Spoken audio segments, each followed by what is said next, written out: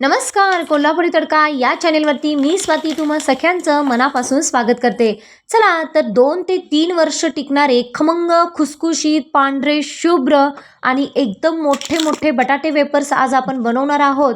आणि ते देखील अजिबात कोणताच पदार्थ न वापरता, म्हणजे तुरटी वगैरे न वापरता हा पदार्थ जो आहे म्हणजे बटाटे वेपर्स आहेत ते पांढरे शुभ्र कसे बनवायचे, खूप साऱ्या टिप्स आणि ट्रिक्स सहित ही आपण रेसिपी घेऊन येत आहोत. तर अशाच या खमंग आणि खुसखुशीत पांढऱ्या शुभ्र बटाटे वेपर्ससाठी एक लाईक तर नक्की करा आणि अशा या पांढऱ्या शुभ्र बटाटा वेपर्सला सुरुवात करूयात. तर त्यासाठी तुम्ही इथं बघू शकता, मी इथं 8 किलो प्रमाणामध्ये आपण इथं काय घेतलेले आहेत, बटाटे घेतलेले आहेत. बटाटे सर्वप्रथम बाजारातून आणताना एकदम मोठे मोठे बटाटे घ्यायचे आणि त्यानंतर एकदम करकरीत असतात ते बटाटे घ्यायचे आहेत. म्हणजेच काय, आपण इथं जे एकदम सुकल्यासारखे असतात ते बटाटे घ्यायचे नाहीत. एकदम मोठे मोठे असतात ते बटाटे घ्यायचे आणि करकरीत असतात, म्हणजे थोडंसं हातानं जर आपण बोटाने प्रेस करून पाहिलं तर ते करकरीत लागले पाहिजेत, म्हणजे घट्टसर असे लागले पाहिजेत, असे बटाटे आपण वापरायचे आहेत. चला तर मी काय केलं होतं इथं, आपण पाण्यामध्ये हे 1 तास ते 2 तास आपण छान हे पाण्यामध्ये काय करायचे आहेत, बटाटे भिजत घालायचे आहेत. म्हणजे काय होतं, बटाटे असे भिजत घातले तर काय होतात, आपल्याला साल काढण्यासाठी खूप मदत होते, म्हणजे पटकन साल निघू शकते. म्हणून काय करायचं, हे बटाटे जे आहेत ते छान पाण्यामध्ये भिजत घालायचे आहेत. आता चांगलं मी 2 तास याला छान पाण्यामध्ये भिजत घातलं होतं. आता काय करूयात, या बटाट्यांची सगळी सालं काढून घेऊयात. तर अगदी अ, कमी प्रमाणामध्ये ह्याची सालं काढून घ्यायची आहेत, म्हणजे एकदम जास्त खरखर करत बसायचं नाही. एकदम कमी प्रमाणामध्ये ही जी सालं काढून घ्यायची आहेत. आता या पद्धतीने आपण इथं सगळी सालं काढून घेणार आहोत. तर आपण आपल्या चॅनेलवरती याच्या अगोदर देखील गेल्या वर्षी आपण बटाटे वेफर्सचा व्हिडिओ अपलोड केला होता. त्याला छान रिस्पॉन्स पण मिळालेला आहे. तर तो पण व्हिडिओ तुम्ही जाऊन बघू शकता. त्यामध्ये असा मेन इन्ग्रेडियंट्स टाकलेला आहे, जेणेकरून हे बटाटे वेफर्स पांढरे शुभ्र बनण्यासाठी मदत झालेली आहे. तो देखील तुम्ही व्हिडिओ पाहू शकता. चला तर अशा पद्धतीने आपण इथं हे सगळे बटाटे वेफर्स काय केलेले आहेत, म्हणजे बटाटे काय केलेले आहेत, पूर्ण साल काढून घेतलेली आहे. बघू शकता अशा पद्धतीने हे सगळे सालं काढून घ्यायची आहेत. आता यामध्ये आपण भरपूर प्रमाणामध्ये, म्हणजे लगेचच जेव्हा आपण हे साल काढतो तेव्हा लगेच दुसऱ्या एका भांड्यामध्ये पाणी घ्यायचं आहे आणि लगेचच ही बटाटे सगळे त्यामध्ये टाकायचे आहेत. असंच आपण हे उघड्यावरती काय करायचं, बटाटे ठेवायचं नाहीत, कारण ही बटाटे लालसर पडण्याची शक्यता असते.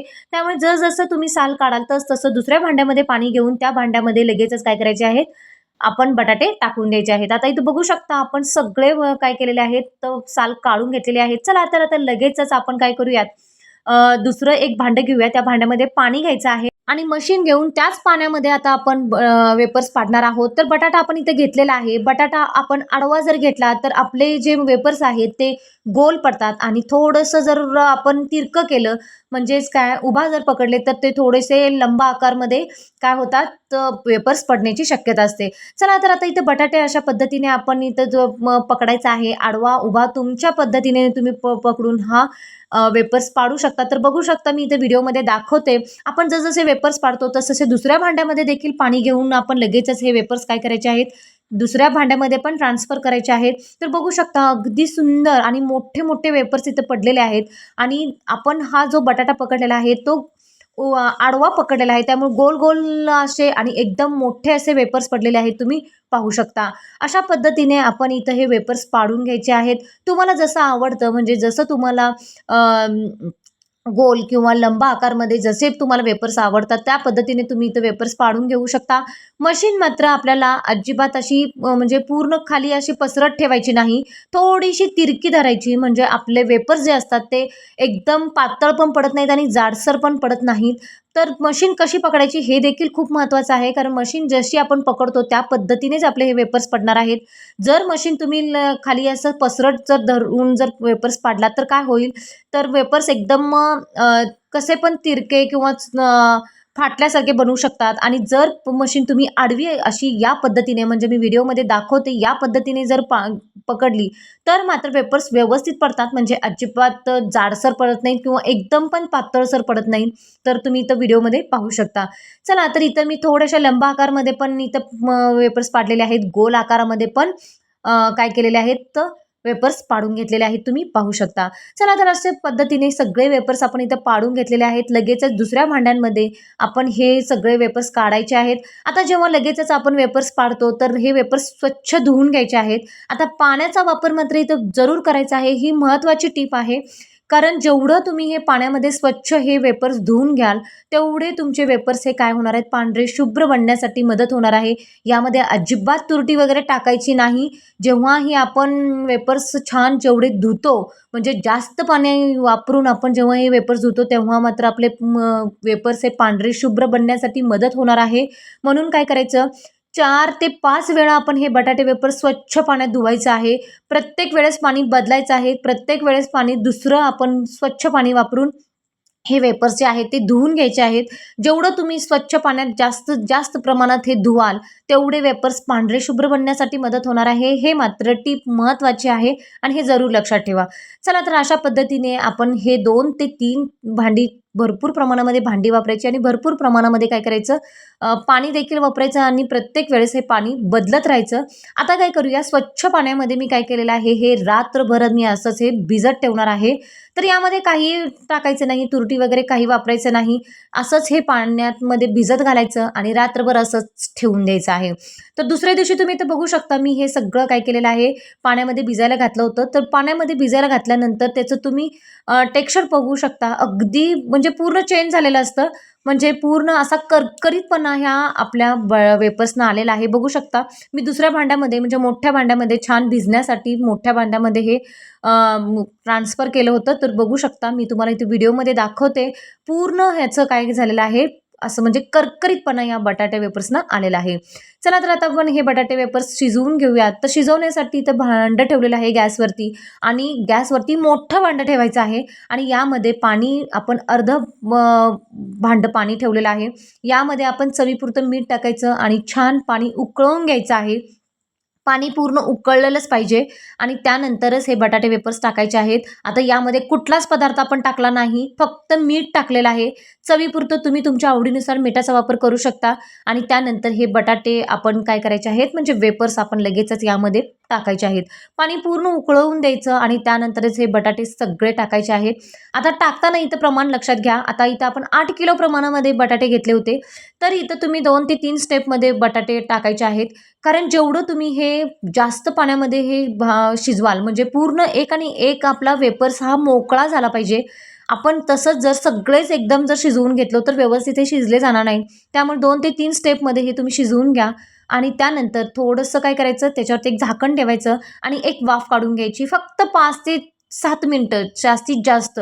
जास्त वेळ ठेवलात तर हे जास्त ओव्हरकुक होतात आणि जास्त शिजले तरी हे मोडतात आणि अजिबात व्यवस्थित वेपर्स होत नाहीत. तर आपल्याला इथं वेपर्स किती प्रमाणात शिजवायचे आहेत, तर आपल्याला इथं प्रमाण बघू शकता. फक्त 80% म्हणते मी, म्हणजे 75 ते 80%च आपल्याला बटाटा हा शिजवून घ्यायचा आहे, म्हणजे वेपर्स. तर हातानं थोडंसं झाऱ्यावरती काय करायचं, एखादा वेपर्स काढून बघायचा, थोडंसं तो तुटतो का पाहायचा. जर तो तुटला गेला व्यवस्थित तर ओळखायचं की वेपर छान शिजलेले आहेत. कारण हे जे वेपर्स आहेत ते शिजण्यावरती पण खूप डिपेंड आहे. कारण जास्त ओव्हरकुक जर तुम्ही केलात तर हे वेपर सगळे तुटतात. अजिबात व्यवस्थित गोल किंवा तुम्ही जसा आकार दिलेला आहे तो आकार पण येणार नाही आणि लगेचच तेलामध्ये पण करपण्याची शक्यता असते. त्यामुळं शिजवण्याची प्रक्रिया पण खूप महत्त्वाची आहे. जास्त प्रमाणात आपल्याला हे शिजवायचं नाही. चला तर आता आपण इथं हे सगळं काय केलेलं आहे, एका चाळणीवरती काढून घ्यायचं, म्हणजे पाणी पूर्ण त्यातलं निथळलं जातं. म्हणजे चाळणीवरती मी तुम्हाला व्हिडिओमध्ये दाखवलेलंच आहे. चाळणीवरती मी हे सगळे वेपर्स काढलेले आहेत आणि लगेचच आपण एका कापडावरती हे पसरवायचं आहे. तसंच जर त्या पाण्यामध्ये ठेवलं थोडा वेळ तर जास्त ओव्हरकुक होतात आणि जास्त शिजले जातात. त्यामुळे लगेचच जेव्हा आपल्याला हे वाटतात की आता हां बाबा शिजलेले आहेत, तर लगेचच काढून घ्यायचं आहे आणि अशा पद्धतीने आपण हे सगळे वेपर्स काय करायचे आहेत, उन्हामध्ये टाकायचे आणि एक 2 ते 3 दिवस छान कडकडीत उन्हामध्ये हे काय करायचे आहेत, वाळवून घ्यायचे आहेत. तर बघू शकता, मी इथं 2 ते 3 दिवस छान कडकडीत वाळवून घेतलेले आहेत. लगेचच एकच दिवस वाळवले आणि लगेचच आपण हे डबामध्ये भरून ठेवले असं करायचं नाही. तर चांगलं कडकडीत उन्हामध्ये वाळवून घ्यायचं आहे. कारण आपल्याला 2 ते 3 वर्ष हे वेपर्स टिकवायचे आहेत. तर जास्तीत जास्त आपण उन्हामध्ये वाळवायचं आणि त्यानंतर आपण हे बघू शकता, ह्याचा आवाज देखील तुम्ही ऐकू शकता. अगदी करकरीतपणा म्हणजे कुरकुरीतपणा असा आलेला आहे आणि दिसायला पण अगदी पांढरे शुभ्र झालेले आहेत. तर तुम्ही इथं बघू शकता, अगदी मस्त आणि एकदम पांढरे शुभ्र बटाटे वेफर्स तयार झालेले आहेत.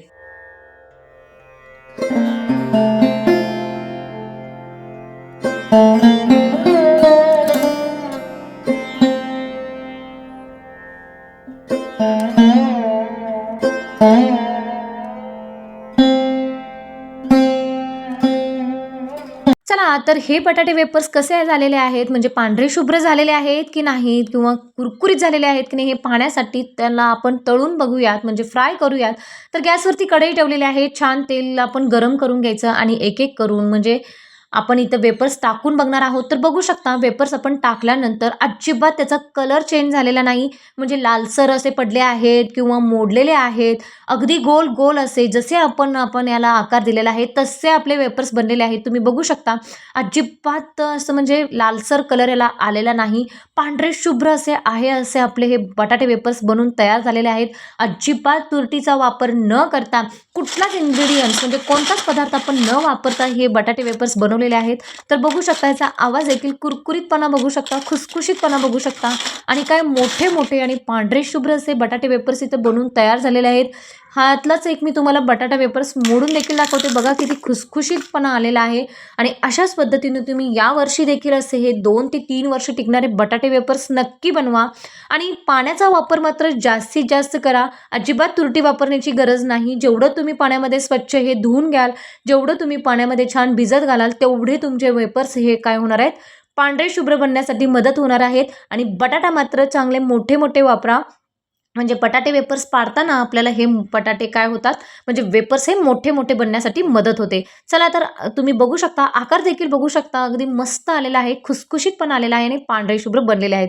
चला तरी वेफर्स कसे वाटले कमेंट करून नक्की सांगा आणि कोल्हापुरी तडका चॅनलला